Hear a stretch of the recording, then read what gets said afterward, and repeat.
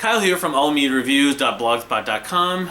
Random Artist Feature, Part 1, another series I'm going to be starting sort of in, not in full, but Rush.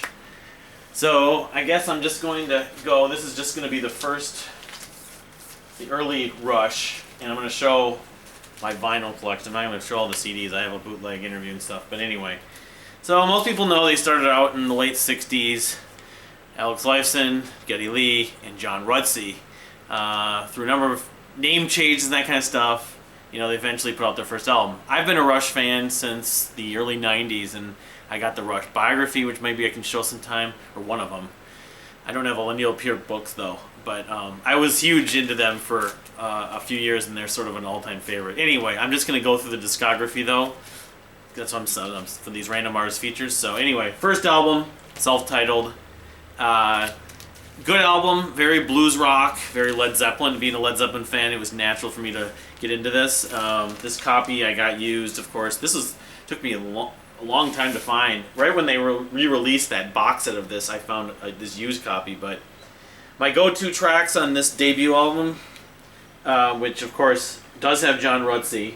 I kind of lean toward What You're Doing, actually, as it grew to be one of my favorites. Finding My Way and Working Man are classics. I mean, they're favorites. They're kind of the recognizable songs from this debut album. Here Again's a bluesy track, which I've still always liked. Before and After. Take a Friend, it's kind of a poppy thing. Need Some Love, another kind of upbeat but shorter track, only 2 minutes. And then Before and After, which honestly I probably would recognize, but I cannot remember how it actually sounds just off the top of my head. But probably has a lot of, you know, the sound of this record, which was very much of that, like I said, heavy blues rock, almost bordering on heavy metal at the time. So, but yeah, my go-to track probably still remains What You're Doing. So, of course, that was 74. Then they put out the next year, 75, the first album in 75, Fly By Night, which I guess comparing the two, and of course Neil Peart then joined. He joined, I don't know if it was before, yeah, it was. They were going to go on tour for the first album, I think it was, or maybe it was they were going to record this album. All I know is that he joined them and they went on tour like within a week in that documentary they talked about, or some interview. But anyway, this is Fly By Night. The title track was kind of a classic rock staple, and it's a great song. Not a song that I've completely been burnt out on. But if my go-tos, of course, being the progressive rock fan on this album, would be By Tor and the Snow Dog. Certainly, you know, the 857 sort of sci-fi lyrics. Let's see here. In the End, even though that's sort of an epic, kind of slow burn piece. Anthem. Anthem was a song when I was in high school I loved. And of course, the reference to Ayn Rand's novel Anthem, and I actually bought that, but I never got around to reading all of it. Beneath, Between, and Behind, Best I Can, both really kind of fun, energetic tracks. Making Memories is kind of a ballad. Rivendell, kind of a more melancholy piece as well, but good album. I guess slightly better, I would say, over the debut album, and obviously they were experimenting things. And of course, the addition of Neil Peart as both a drummer and a lyricist started to show some differences. So then, of course, later that year, in 75, I believe it was, they put out Caress of Steel. This record, when I was getting into the band, I think, not that I got this album first, but I think I grew to really like this album and found it to be more exploratory than some of their other records, even at points. The Fountain of Lamneth, of course, that multi-part suite on the second side is, you know, I know the band are not really crazy about it, but I find it to be one of the best epic things they did. And then, of course, the Necromancer as well, which Dream Theater actually at one point covered live. No, this is, I mean, I like Fly By Night, maybe slightly better than the self-titled, but this album I would put ahead of even Fly By Night, and in some ways some of their other records. It's not, granted, they weren't using like keyboards or anything like that on this album, but some of the most adventurous music they ever came up with was on this album. I like to see a band try to cover the whole thing live sometime, just a cover band, 'cause I know Rush is never going to do it. Of course, it has Lakeside Park and Bastille Day are two kind of standards, and when I got the Chronicles compilation, those were two of the songs that were on there. So I kind of always think of this album for those two songs as well. Of course, the Necromancer, which I just mentioned a bit ago, is sort of the follow-up to Bytor and the Snow Dog, and from a story. They mentioned Bytor at the end of it and everything. So, yeah, Caress of Steel.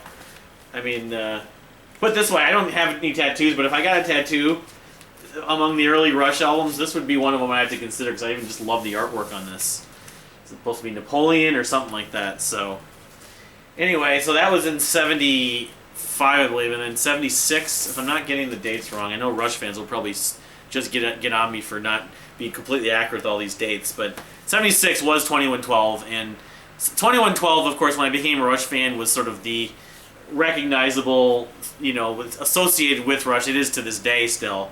And I've always liked this album. In fact, every time I revisit it, I wonder why I don't appreciate it more than I do. But I kind of enjoyed so many of their albums. This one I just never found as much interest to go back to as addictive. I mean, I did listen to it probably 30, 40, 50 times over a couple of years when I was in high school.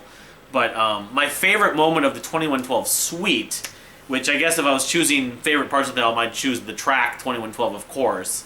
But of that whole thing, the underrated and maligned at points Oracle the Dream, which also I was getting live recordings and bootlegs of them, of Rush from that period of time, and they never did that darn thing until I saw them on the 96 tour, and I think was at different stages they put out the full 2112 live, including the Oracle the Dream section. But yeah, I mean, it's a rocking suite at points with a lot of dynamics and a great, cool sci-fi story.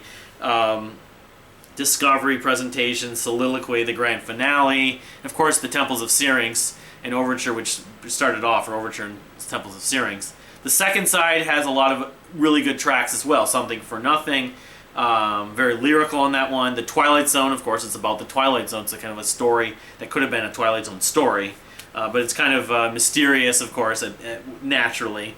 Tears, which actually I heard Dream Theater cover that, and it almost made me appreciate that song more. A Passage to Bangkok has always been a song I've enjoyed. And of course, if you're really a nerd like myself, you want to geek out or nerd out, you can watch the movie Willy Wonka and the Chocolate Factory and sync it up, and it does sync up. The point where Charlie's mother's crying, the song Tears comes on. So anyway, that was 2112. So that was 76. Then, of course, 77, they followed it up with A Farewell to Kings. I don't have, this thing is still sealed, so I'm not going to break it at this point, but I've always enjoyed this album. Rush has got a very consistent catalog, but the 70s stuff had a lot of, nostalgia for myself, among many fans, but this album certainly, when they finally started doing more of the proggy, keyboardy kind of synthesizer stuff, they incorporated that, and I thought it really worked with their music. I've always really loved the title track, the first song. Even though it's sort of a lyrical, sort of angsty piece. I love the sort of classical guitar part on that.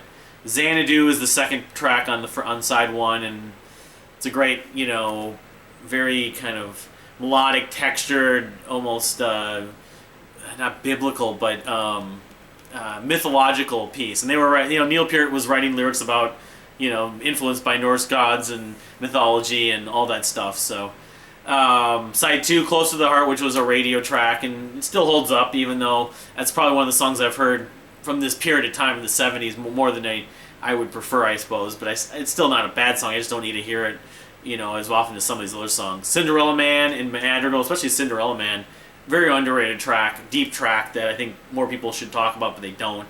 And of course, Cygnus X1, the first part of that suite, which I've always enjoyed, that sort of talking about the Rocinante ship and the tremendous heavy riffing, crescendo that comes into it, and I mean, it's Getty. He's taking it a step further from 2112, doing his falsettos, and I still have a huge soft spot for that song and that part. So, and I have a couple copies of it. I guess I could have brought this one out, but this one's not in as good of shape. I ended up buying the second one after. This is only $1, so I bought it after forgetting that I actually owned it. So, but okay, then we come to. I'll show a few different versions I've got. Well, I've got this first. I suppose is worth showing. This is a Rush Through the Ages, Rush Through, something like that. Import from New Zealand, apparently, which is a live thing. And it's got a pretty good set list. It has Cinderella Man included. That was one of the biggest selling points for me. You don't see that song live very much. Making Memories, Fly By Night, The Twilight Zone, Close to the Heart, In the End, Overture, you know, an anthem. So it's a lot of the stuff from the second, third, and fourth albums. Second, third, and fourth? No, like Fly By Night, 2112, and Farewell to Kings. But I guess they had gone down to New Zealand, maybe? I'm not sure. Or maybe this was... I don't know. I haven't listened to it. They show a picture of them live, so if it's not live, it's a compilation. And actually, come to think about it, I think that's what this is. But it is from New Zealand, so if for that matter, it's an imported piece that's not easy to find. The actual music on it maybe isn't that rare. It's just sort of a Rush sampler of albums 2, 4, and 5 that ended up down under. So, but all right. So then, of course, in '78 they made their sort of most proggy in many people's minds record, Hemispheres, and my favorite Rush record. Although you know I love so many of their albums, it's hard to really say this is the best. That's the best. And I've got a couple different versions. That standard version. Then I have the picture disc, of course, which I came to learn isn't as rare as I thought. You know, I didn't pay enormous amounts, but a good amount for it. And then I have, this one is a little more rare, although I came to learn among Rush collectors it's still not that rare, but your average Rush collector who your average vinyl collector who likes Rush will probably not have a copy of this red version from '78, I think it was, 70 or 79. Anyway, as far as the album and why Hemispheres is my favorite, I guess it's probably largely due to the title track, the continuation of Cygnus X1, Cygnus X1 Book 2. And the composition is just tremendous. I just love the way that song builds. The story in it doesn't get too cheesy for me. From people, maybe it does. You know, and just sort of the segue, the build-up, sort of the different sections, instrumental sections. You know, and then, of course, Hemispheres as a full record, you know, it has the songs on the second side, including Circumstances, which is great, which they played the last decade live, but for a long time it was sort of an ignored track. During the 80s, I don't think they barely ever played it live. The Trees, which is a slight smaller radio hit, but I still think actually that song doesn't get enough love. They should be playing that song 2 or 3 times as often as Close to the Heart, but unfortunately Close to the Heart's a ballad and it's more romantic, but of course. But The Trees I just love, just the sort of societal observations and the metaphors in those lyrics, and just the dynamics, the use again of classical acoustic guitar. And then, of course, La Via Strangiato, the instrumental of all Rush instrumentals by a lot of people's standards. And it's just awesome. It is awesome, but at the same time, I kind of look at it sort of ending. It kind of flows the end of this record. I don't look at it as like something I kind of think of for Hemispheres first, funnily enough, but and that was on that Chronicles compilation too. I remember liking that, but it was just a monster 9-minute song. I would get through it, but I wouldn't necessarily go back to it as addictively as many of the other songs on that compilation. So anyway, that's the first part of Rush. We'll go on to something next, but thanks for watching.